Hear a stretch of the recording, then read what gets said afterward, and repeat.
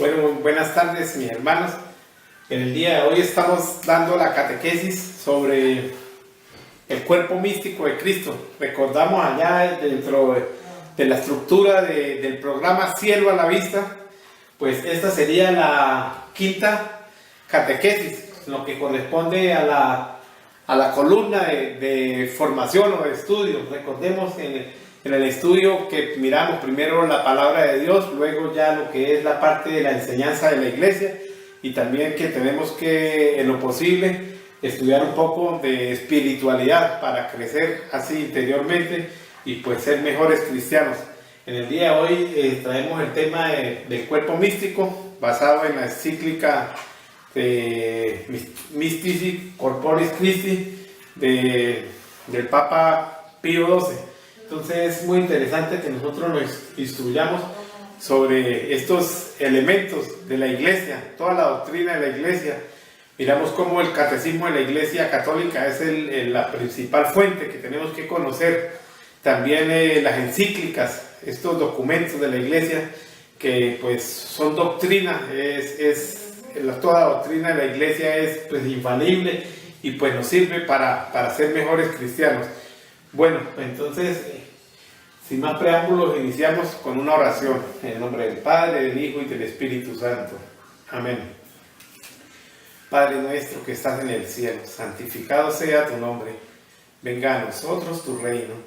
Hágase tu voluntad en la tierra como en el cielo. Danos hoy nuestro pan de cada día. Perdona nuestras ofensas, como también nosotros perdonamos a los que nos ofenden. No nos dejes caer en tentación y líbranos del mal. En el nombre del Padre, del Hijo y del Espíritu Santo. Amén. Bueno, entonces, ¿cómo empezamos? Empecemos por el amor del Padre. Entonces podemos decir que es tanto el amor que nos tiene Dios, que nos tuvo, que nos tiene Dios Padre, un amor eterno, como dice por allá, iniciando la carta a los Efesios, que precisamente nos entrega a su Hijo. Entonces es el gran misterio que se descubre del plan de Dios, ¿no? Que es el misterio de Cristo, en el cual somos elegidos por amor, desde antes de la creación, al orden sobrenatural, por el bautismo. Entonces, ¿qué quiere decir esto?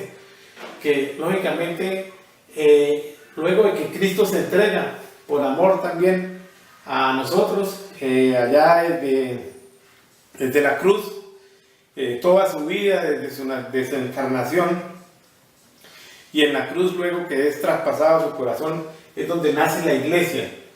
Y luego ya desde el Pentecostés, cuando ya se consuma la iglesia con la venida del Espíritu Santo. Entonces desde ese momento es donde se consuma este gran misterio de Cristo, que desde eterno ya Dios Padre en su gran amor ya nos había elegido, y pues es lo que hoy se constituye como la iglesia, el cuerpo místico de Cristo. ¿Por qué cuerpo místico? Pues digamos que es místico, viene el término misterio, ¿no? Es el gran misterio de Cristo, Él como cabeza, y la iglesia, por Él fundada, como miembros eternos, permanentes, porque Jesús, recordemos, su misión la estuvo en la tierra hasta el momento en que ascendió a los cielos, pero Él quiso que la iglesia continuara su misión en la tierra. Entonces, como un Cristo extendido en el tiempo. Bueno, entendido esto, pues miramos cómo por el Espíritu Santo, que es como el alma. El Espíritu Santo viene siendo el alma de la iglesia, ¿no? Es como la que le da la vida. Entonces recibimos del Espíritu Santo la gracia santificante. La gracia santificante es precisamente el motor de la iglesia. Entonces, digamos que la principal gracia que recibimos es de ser regenerados como hijos de Dios, herederos lógicamente, y coherederos con Jesucristo, como lo dice en la carta a los Efesios 2:19, ya podemos decir Abba Padre. Entonces, desde el momento en que recibimos el santo bautismo y entramos a formar parte de la iglesia, cuerpo de Cristo, cuerpo místico, nosotros somos hijos de Dios. Entonces, la primera gran realidad, la dignidad de nosotros principalmente radica en esto, en que hemos sido reconocidos por el mismo Dios como hijos de Dios en Cristo, al ser insertados como miembros suyos dentro de la iglesia. Entonces, vea la importancia de este sacramento del bautismo. Bueno, ¿qué más podemos decir? La iglesia está llamada a la perfección, ¿cierto? Pues, así como el Padre es perfecto, nosotros también en la iglesia se dice que tiene que aspirar a la perfección, es santa. Esto lo recuerdan en la carta a los Romanos, en el capítulo 8, versículo 11. Entonces, la importancia de que la iglesia sea perfecta, no una iglesia muerta o desabrida o que no tenga sentido. No, tiene que ser santa porque Cristo, principalmente, es la que es la cabeza, la santifica por medio de su Espíritu Santo. Bueno, entonces vamos a ver como acá las características. La iglesia es una. Entonces, tengamos claro que iglesia solo hay una, solo una. Santa, pues porque está santificada primero que todo por su fundador, que es Cristo, y porque tenemos el Espíritu Santo. El Espíritu Santo es el que actúa en la iglesia. Católica, catos, el término universal, quiere decir que la iglesia asume toda la historia después de Cristo, de todas las naciones, de todos los tiempos. Es universal, quiere decir que llega a toda la humanidad. Y apostólica. Apostólica quiere decir que pues venimos ininterrumpidamente desde los apóstoles, desde los 12 apóstoles, que fueron los donde se estableció la iglesia por el mismo Jesucristo, por mandato en cabeza de Pedro. Y romana, pues lógicamente porque estas 4 características principales están representados en Pedro, que tiene su sede en Roma, en la diócesis de Roma. Bueno, así entonces, digamos que son las principales características, ¿no? Para saber cuál es la verdadera iglesia de Cristo, que es solo una, como dijimos. Vamos a ver los atributos de esta iglesia. La iglesia tiene 3 atributos principales, que es la infalibilidad. Quiere decir que lo que la iglesia da como verdad, ella no se equivoca. Entonces, ¿por qué? ¿Por qué no se equivoca? Porque está asistida por el Espíritu Santo. En últimas, la iglesia es el Espíritu Santo actuando en los hombres. La indefectibilidad. ¿Qué quiere decir este término indefectibilidad? Pues que precisamente por el hecho de estar unidos a Jesucristo es la iglesia que siempre va a estar, que siempre va a permanecer y que va a ser fiel esposa de Jesucristo hasta el fin de los tiempos. Y pues como Él mismo lo prometió, estaría con nosotros todos los días hasta el fin del mundo. Otro atributo es la autoridad. Entonces vemos como la autoridad que nos ha sido dada desde Jesucristo, pues en cabeza de Pedro y toda la jerarquía, ¿no? Los obispos, que son principalmente los jerarcas de la iglesia, y pues esa autoridad pues que le ha representados en las llaves de atar y desatar. Entonces siempre va a tener esa autoridad la iglesia. Bueno, y a la cual nosotros lógicamente debemos ser obedientes. La autoridad es el gobierno. Pues estamos gobernados en estos momentos por un Papa Francisco, que es el sucesor de San Pedro. Creo que ya vamos en la sucesión 100, no recuerdo bien ahorita. Bueno, la idea es que tenemos que siempre ser fieles a esa autoridad. Bueno, hay otros elementos, es que como hay varios elementos, toca irlos mirando uno por uno. Aquí el Espíritu Santo, como decíamos, es como el alma de la iglesia. ¿Qué hace el Espíritu Santo en la iglesia? Principalmente formación. Recordemos que Jesús dijo que Él es el que nos va a decir lo que tenemos que hacer. Entonces, el Espíritu Santo permanentemente nos está formando a toda la iglesia en pleno y a cada uno de nosotros. El crecimiento tanto el número de personas que la conforman, como el crecimiento personal, interior en cada uno de nosotros. Y el Espíritu Santo también es el que asiste, el que dicta la organización de la iglesia. Entonces vemos como el Espíritu Santo es como el que va siempre adelante en todo lo que es los concilios, en la misma jerarquía, y está asistiendo siempre en todas las actividades de la iglesia, inclusive en las órdenes religiosas.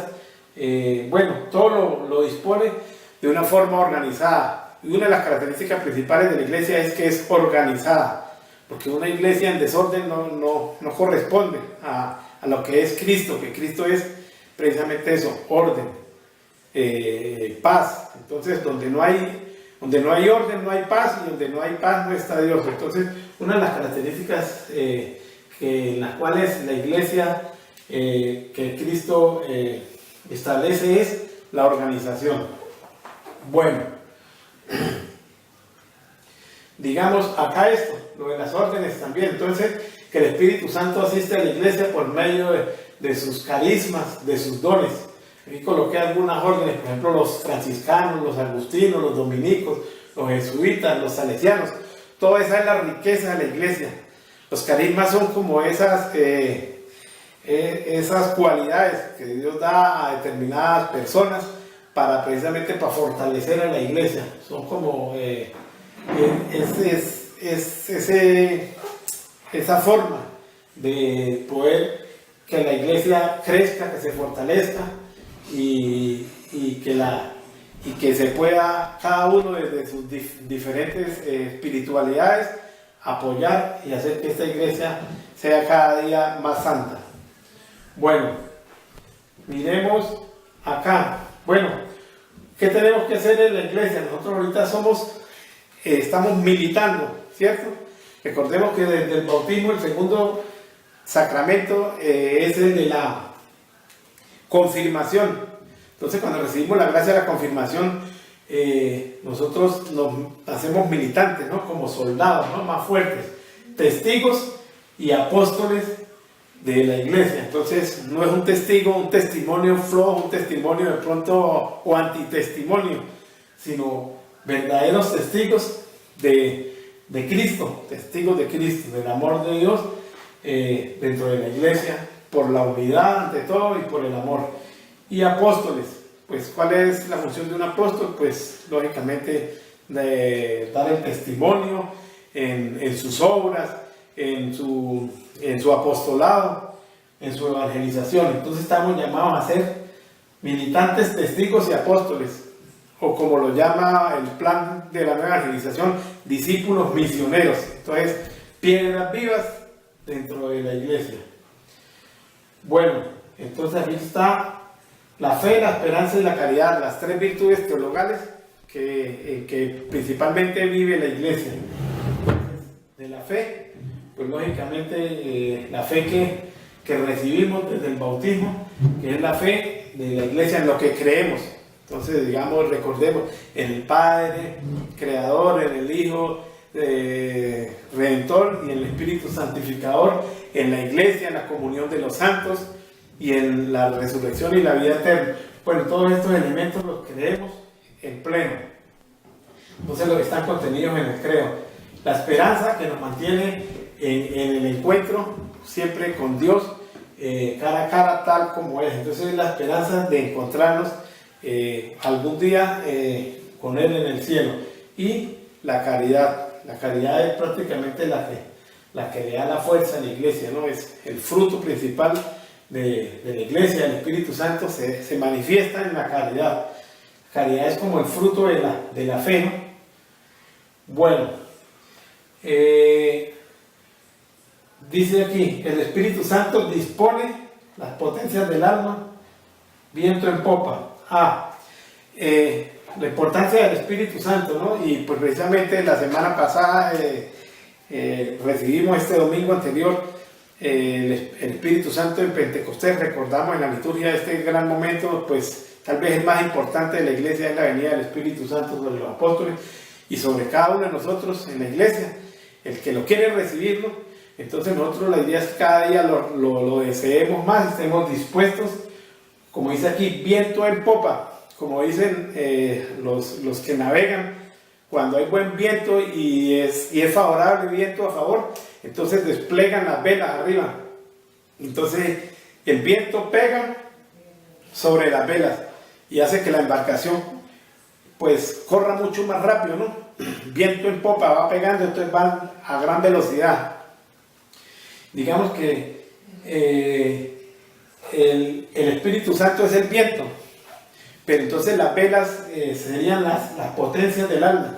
Recordemos, el entendimiento y la voluntad, las dos grandes potencias del alma son como dos grandes velas, pues son las que tenemos que, por medio del Espíritu Santo, pues desplegarlas, ¿no? Estar como atentos, dóciles a las inspiraciones del Espíritu Santo, para que pues él pueda con mayor efectividad hacer que pues nosotros nos santifiquemos y no de pronto que naveguemos a remo. Navegar a remo, ¿qué es? Pues cuando las potencias del alma se quedan por ahí como dispersas, entonces dormidas. Entonces la idea es que pidamos al Espíritu Santo para que podamos navegar más rápido, más eficiente hacia lo que es la santidad. Bueno, esto en cuanto al alma, pero nosotros también tenemos cuerpo. Entonces nos recuerda aquí en la primera carta de Corintios, en el capítulo 6, del 15 al 20, que somos templos vivos del Espíritu Santo, ¿no? Entonces nuestro cuerpo tiene que lógicamente corresponder a quien habita, que es el Espíritu Santo, ¿no? Entonces por ello tenemos que mortificar el hombre viejo. Entonces, así como el Espíritu Santo está actuando en nosotros, nosotros también tenemos que responder, ¿no?, a esa acción para dejar ese hombre viejo y ser hombres nuevos en Cristo por su Espíritu. Entonces es como la importancia que tiene la iglesia de estar siempre en camino de santidad. Y hay otros elementos acá, dice purgante, triunfante, y aquí decíamos militante, ¿no? Nosotros estamos militando, en este momento los que estamos vivos en la iglesia, estamos militando, pero los que ya murieron y todavía no han llegado al grado de gloria, están en un estado purgante. Entonces es lo que llamamos nosotros la iglesia purgante, ¿no? Los que están en el purgatorio.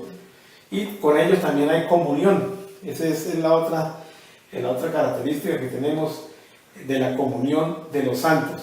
Y triunfantes son nuestros hermanos que ya han alcanzado ese grado de pronto de santidad, ¿no?, que se ha comprobado, y la iglesia en su autoridad los ha catalogado ya como santos. Entonces están, digamos que ya en la gloria de Dios, y pues nosotros podemos interceder ante ellos, ante el Padre, por ellos, para que pues se nos concedan algunas gracias que queramos pedir, ¿no?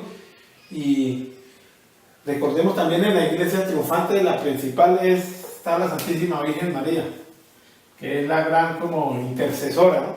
Porque mediador entre los hombres y Dios Padre es Cristo, pero hay intercesores que son, como ya dijimos, están los santos, está la Virgen María y están los ángeles, pero la Virgen María es como a ella se le da un culto de hiperdulía, o sea que es sobre la veneración, una veneración superior a la que le damos a los santos.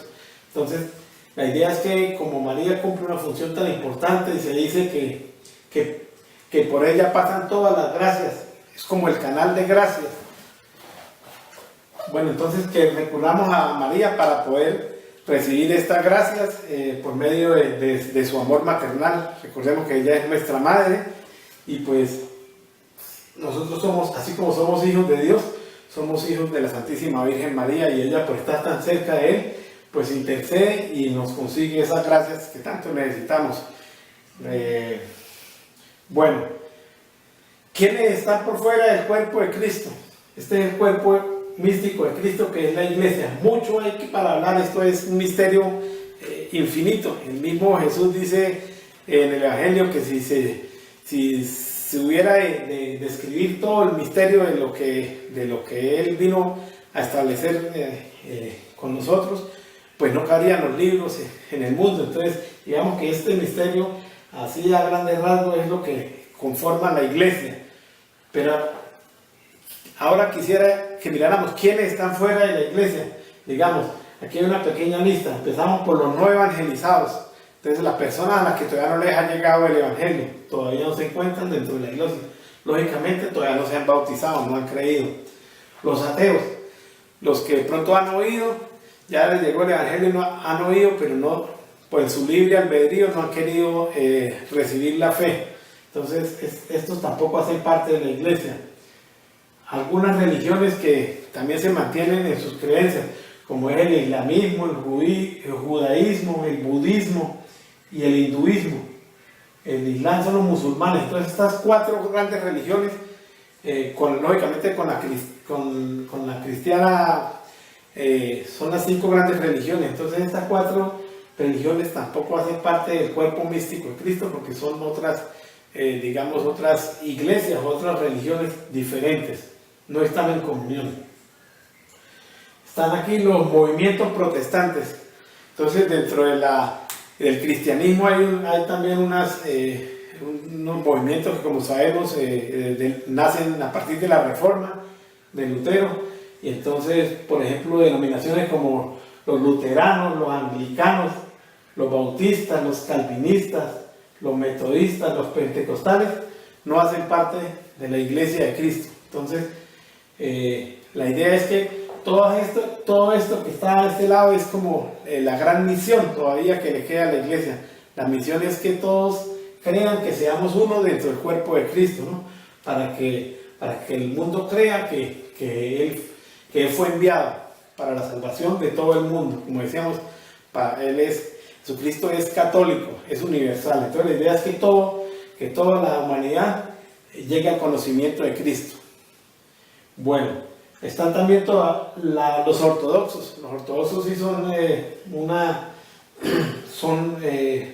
un grupo, son católicos, pues también vienen de los apóstoles, prácticamente tienen las mismas fuentes, ¿no? Apostólicas, pero que no están en comunión con el obispo de Roma. Entonces, por ese lado, pues se mantienen como iglesia, digamos que se mantienen como iglesia los ortodoxos, pero todavía le falta la comunión con el obispo de Roma. Entonces, eso es principalmente lo que busca el ecumenismo, pues en cabeza del Papa se busca siempre de que todas estas, entre más cerca y más fácil podamos hacerlos llegar a la fe con la ayuda del Espíritu Santo, lógicamente, pues mucho mejor. Está aquí los cismáticos. Pues también últimamente cismas han habido varios en la iglesia, pero en los últimos años se levantó el cisma de los tradicionalistas o los lefebristas, que es un grupo que encabeza del obispo Lefebvre. Después se denomina también la sociedad de Pío X. Creen que después del Papa Pío XII, la iglesia quedó, también se le denomina sedevacantistas, ¿no? Que quedó vacante, que es ilegal. Bueno, ellos lógicamente no creen en las reformas del Concilio Vaticano II sobre la liturgia, bueno, tanta riqueza que la iglesia decretó allí en este concilio. Ellos pues no están de acuerdo, ellos se mantienen al margen, pues fueron lógicamente catalogados por el Papa como cismáticos y están separados de la iglesia. ¿Quiénes más están fuera de la iglesia? También hay algunos bautizados dentro de la iglesia que están por fuera, que son precisamente los que están muertos. Entonces digamos que la iglesia es una iglesia viva, pero hay algunos que siendo bautizados están muertos. Entonces, ¿qué los hace estar muertos? El pecado mortal. Entonces, ojo con ojo con el pecado mortal. Es lo único que finalmente nos hace quedar por fuera de lo que es la iglesia y de la esperanza de llegar al cielo. Entonces, para el que está en pecado mortal, lo único que le espera, pues, lógicamente lo dice la doctrina, es la condenación. Entonces, de tener en cuenta esto del pecado mortal, ¿no? Y todo esto pues es la misión que tenemos nosotros, y por eso se hace oración por todas estas personas que aún no están integrando la iglesia. Y recordemos, en el Viernes Santo hay una oración especial, se llama la oración universal, en la que pedimos por cada una de estas personas de los diferentes movimientos, religiones, los ateos, los no organizados, para que lleguen a la iglesia y pues así podamos ser uno, como Dios quiere que seamos uno en Cristo su Hijo. Bueno, mucho hay que decir, pero pues espero hayan entendido algo de esto y la importancia de sabernos iglesia, de amar la iglesia, de saber, por ejemplo, una oración, cómo se eleva. Una oración se eleva, digamos que nosotros venimos siendo, nosotros somos miembros, ¿no? Hijos de Dios, que vamos al Padre en Cristo por el Espíritu Santo. Esa es la iglesia. Entonces hagamos aquí unas flechitas. ¿Cuál es el camino? La iglesia somos el cuerpo de Cristo, miembros del cuerpo de Cristo, hijos de Dios, que vamos al Padre por Jesucristo en el Espíritu Santo, en la fuerza del Espíritu Santo que hemos recibido. Entonces vean la importancia. ¿Cómo hacemos una oración? Lógicamente Él mismo nos la enseñó. Abba Padre nuestro, que la recitamos por medio de Jesucristo, su Hijo, nuestro Señor, en el Espíritu Santo. Entonces esta es como la metodología de la oración, ¿no? Pues sabernos hijos de tan buen Padre, y lógicamente pues responderle con nuestro amor, así como Él al principio nos llamó por amor. Nosotros lógicamente la respuesta es respuesta de amor eterno. Entonces la idea es que así como Él nos amó, nosotros lo amemos. Igualmente amemos la iglesia, pidamos el Espíritu Santo. El Espíritu Santo es la clave. Pues sin el Espíritu Santo no hay nada, no hay iglesia. El don de dones, lo llaman los teólogos. El don de Dios es Cristo, pero Cristo nos da el don del Espíritu Santo, don de dones. Pues lógicamente con todos los dones que contrae. Recordemos el don de piedad, el don de temor de Dios, de ciencia, de fortaleza, de consejo, de entendimiento, de sabiduría. Todos esos dones nos regala el Señor para que nosotros podamos dar frutos. Y ahí están los frutos del Espíritu Santo: el amor, el gozo, la paz. Todos esos son los frutos que tenemos que dar. Entonces, pues dejarle este video de lo que es el cuerpo místico de Cristo, la iglesia. Cómo debemos amar la iglesia, a quién le pertenecemos. Pues a partir de que Cristo desde la cruz quiso que naciera la iglesia, le entramos a pertenecer a Dios. Ya no nos pertenecemos a nosotros mismos, le pertenecemos a Dios, somos de Dios. Y aquí estamos llamados, lógicamente, pues como dice, está recordando, iniciando los ejercicios espirituales de San Ignacio, Estamos llamados a amar a Dios, a alabarlo, a servirlo, a Dios. Esa es la misión y para lo que el hombre fue creado, para alabar, bendecir, amar y servir a Dios. Mediante ello, pues lógicamente salvar nuestra alma. Gloria al Padre, al Hijo y al Espíritu Santo, como era en el principio, ahora y siempre, por los siglos de los siglos. Amén.